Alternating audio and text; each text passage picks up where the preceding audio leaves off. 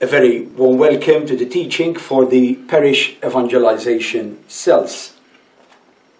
Last teaching and this teaching are primarily focused on Paul's letter to the Romans, chapter 12, verses 1 to 2. And our last teaching had as a theme Christian life as sacrifice and worship to God. And it was focused on the first verse of this quotation of this passage. And we quote it again. Therefore, I exhort you, in view of the mercies of God, to offer your bodies as sacrifice, living, holy, and acceptable to God, your rational service. That was the first part of this teaching. The second part, which is obviously based on verse 2, has as its theme Christian life, the net result of spirit-renewed mind. And I quote verse 2 of this passage. Do not be conformed to this age, but be transformed by the renewal of your mind, so that you may determine what is the will of God, what is good and acceptable and perfect. This amazing passage, that is verses 1 and 2, sums up what our Christian response should be to God's gift, unmerited favor of saving mercy available in Jesus Christ.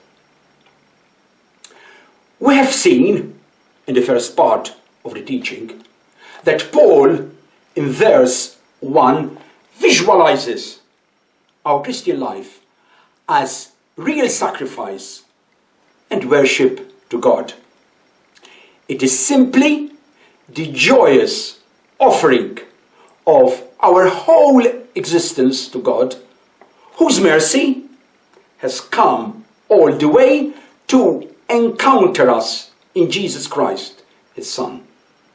Christian morality is indeed a response to this gift of mercy manifested in Jesus Christ. Now, in verse 2, Paul completes this picture of Christian life as a real sacrifice and worship to God by presenting us with the means by which we can actually achieve it, actually do it. Namely, I quote, if we do not be conformed to this age, but transformed by the renewal of mind. When Christ's Spirit inebriates us, we are completely new. Our mind is different, for the mind of Christ is in us. We can therefore offer well-pleasing worship, which is the offering of our whole personal existence to God. For Paul, the mind and the body are inseparably linked and must work as a unified whole. That is, having one's mind renewed and offering God one's body or one's whole self are part and parcel of the whole picture of Christian life. Paul confidently argues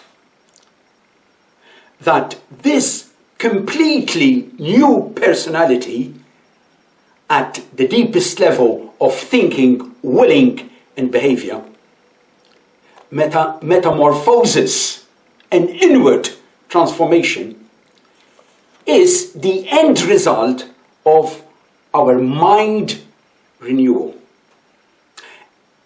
engendered, caused by the Spirit of God dwelling in us.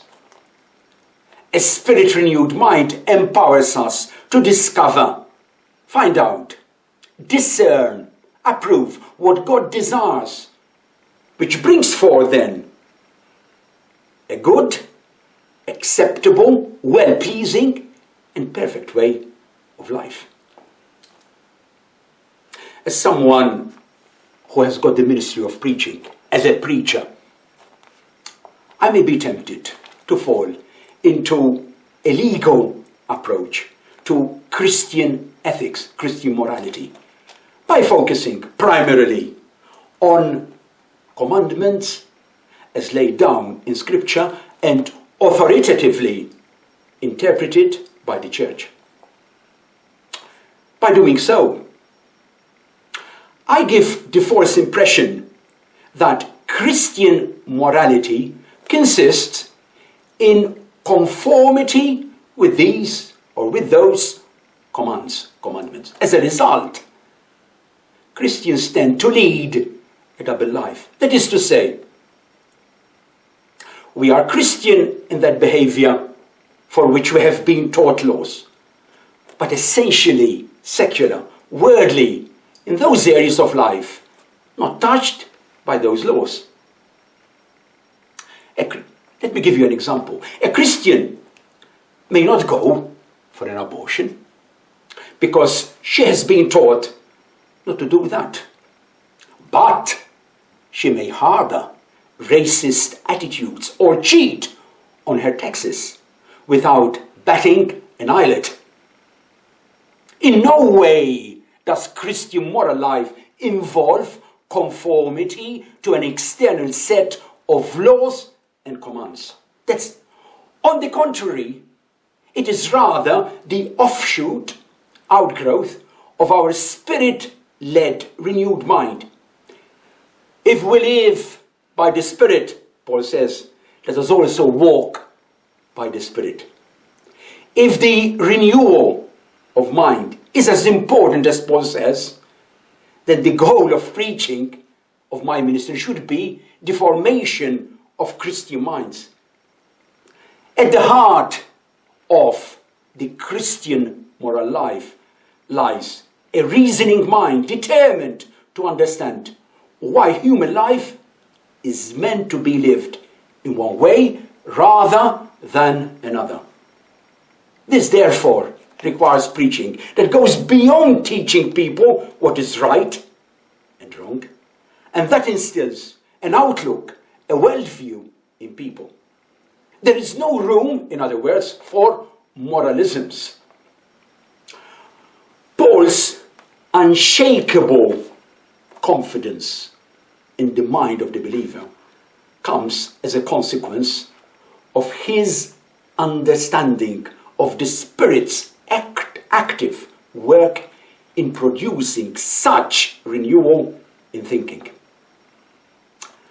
Those, Paul says, who live according to the flesh set their minds on the things of the flesh, but those who live according to the Spirit set their minds on the things of the Spirit.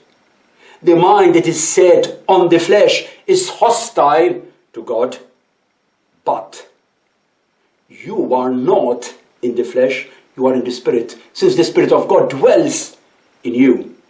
This is essentially Paul's quote from Romans chapter 8. Paul visualizes the Spirit-inebriated mind of the believer so fully renewed that we inwardly know, almost intuitively, instinctively, God's moral direction or will. Namely, what we have to do to please Him in any given situation. Paul's command, imperative, that we do not be conformed to this age, calls on us to resist the pressure to be squeezed into worldly mold, namely, to match our lives to the fashions, to the customs of this world. In some respects, we are called to be awkwardly counter-cultural. And the key to it all is our spirit-led, renewed mind. Regrettably, many Christians, and some of them Catholics, today endeavor to live up to the Christian moral standards, while still thinking the way the rest of the surrounding secular culture thinks. It is utterly inconceivable and entirely unachievable. Instead, we are to reprogram our way of thinking about everything in sync, in line with our new life of the Spirit.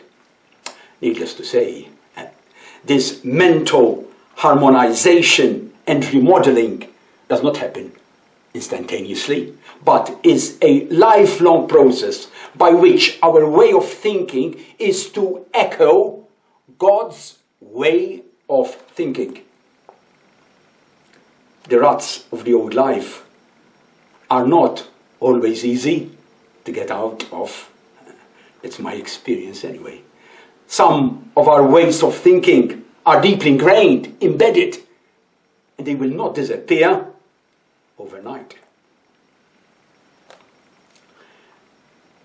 As a group discussion question, I would like to propose to you this one.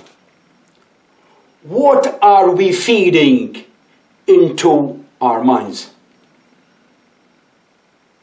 As Christians, we are called to feed into our minds information that will reprogram, remodel our way of thinking in accordance with our new life of the Spirit.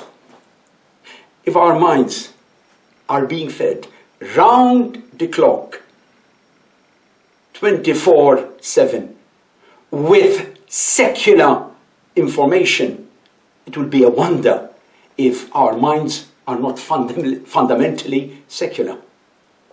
When we change the way we think, we change the way we live. God bless.